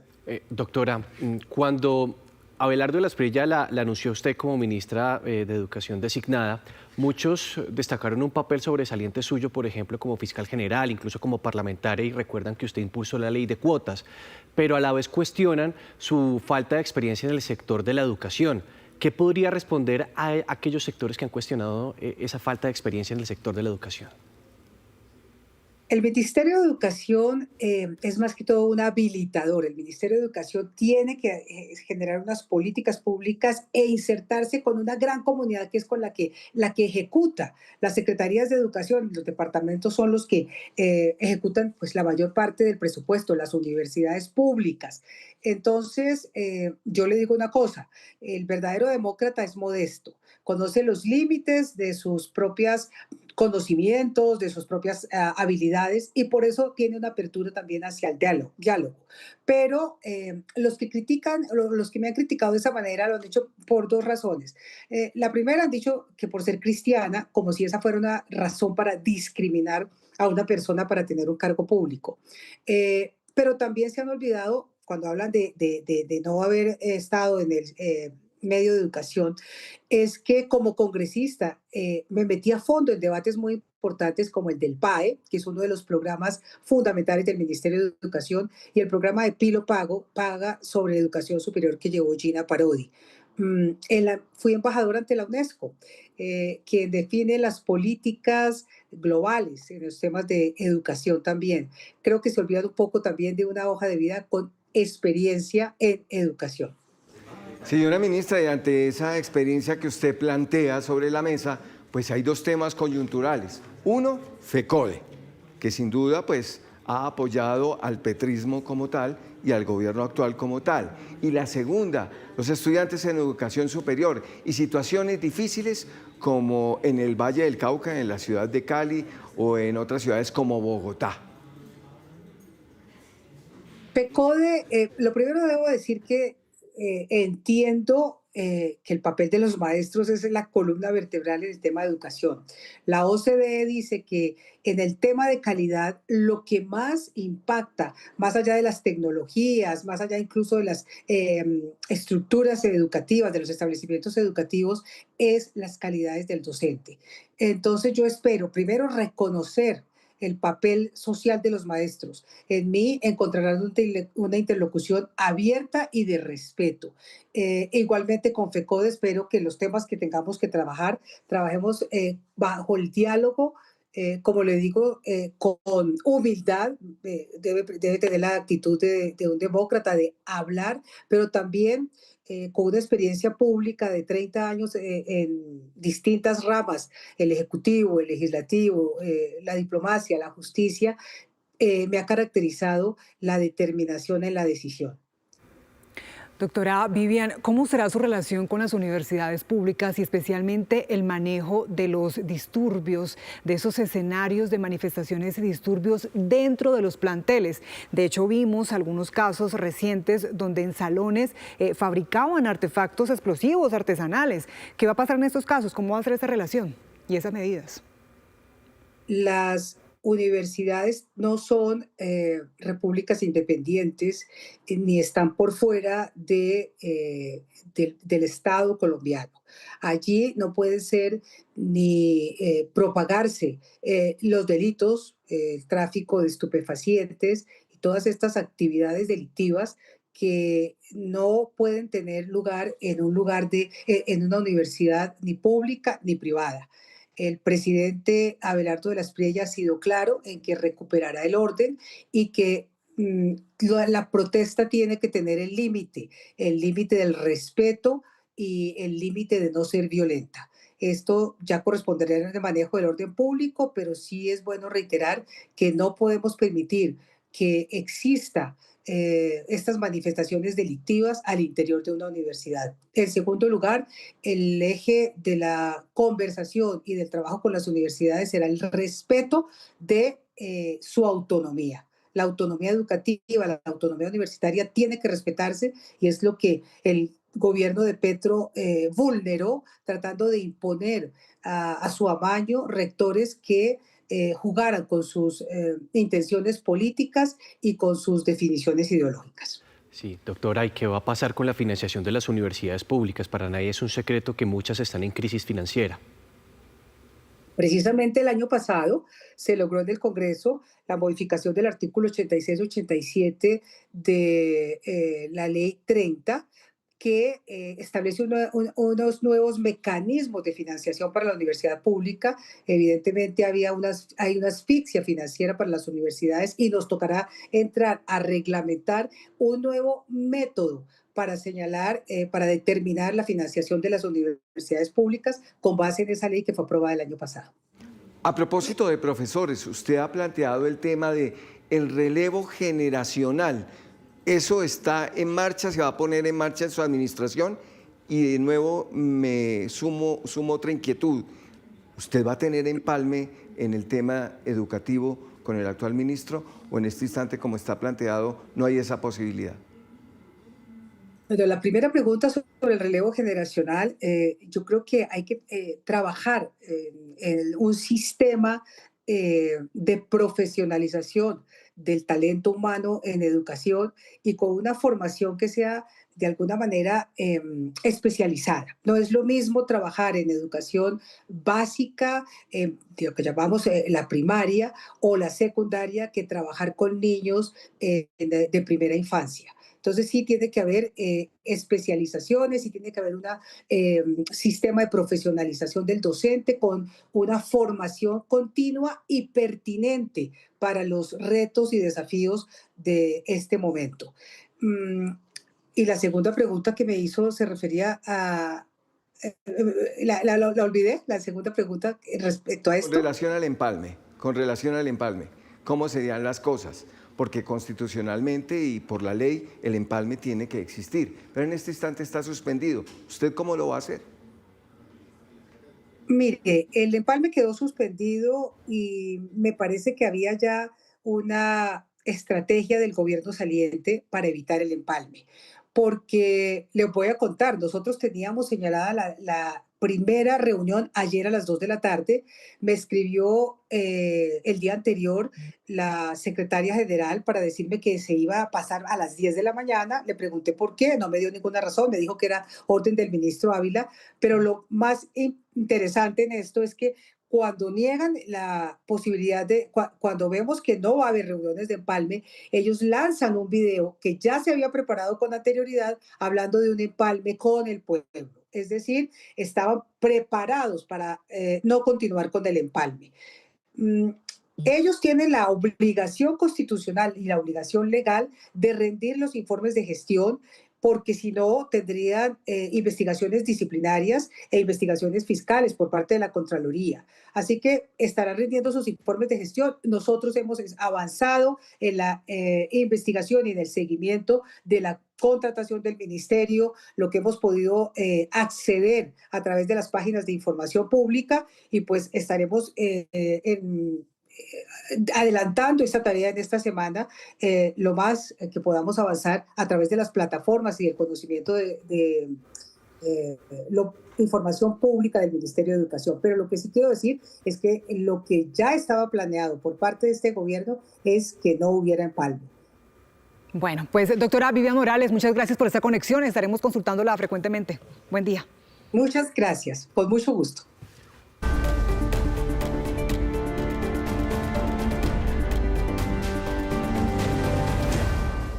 ...8:57, nos conectamos con nuestra señal digital, Negocios D2. Luisa Fernández, buenos días. Buenos días, Daniela, con ganas de que la selección avanzara más en el Mundial, pero bueno, fue lo que nos tocó. En Negocios D2 estaremos hablando de la inflación en Colombia, que en junio se ubicó en 6,14% anual, con una variación mensual de 0,39%. Colombia continúa también, entre otros temas, entre los países con mayor desempleo de la OCDE, al ubicarse en el 8º lugar del ranking de la organización y como el país con la segunda tasa de desempleo más alta de América Latina. Y para cerrar, Grupo Nutresa anunció una fusión por absorción con sus accionistas mayoritarios JGDB Holding y Nugil, como parte de una reorganización societaria que será sometida a votación el próximo 31 de julio de 2026. Esto y más en segundos en Negocios D2. Gracias, Luis. Es momento de conocer qué tenemos en Caracol en Vivo, en nuestra señal digital. Juan Camilo Cortés. Nicolás, ¿qué tal? Muy buenos días. Un saludo para los televidentes. En segundos vamos a seguir hablando con los ministros designados. La cartera de Vivienda, de Industria y Comercio, de Deporte.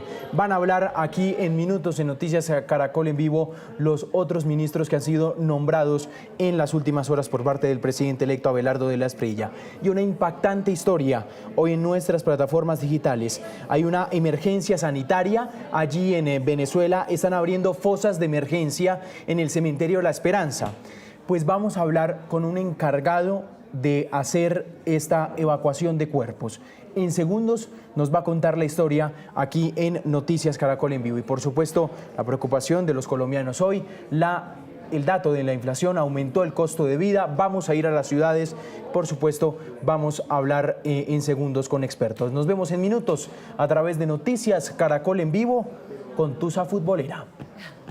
Una tusa que compartimos. Gracias, Juan Camilo. Sí, señor, muchas razones para conectarnos y estas fueron las noticias, pero los invitamos a escanear con su celular el código QR que está apareciendo en pantalla y allí descubrirán muchas historias que tenemos para ustedes en digital. Nos vemos a las 12:30 con una nueva edición informativa. En el canal Caracol ya viene el Tour de Francia. Esto es Noticias Caracol. Primero la gente.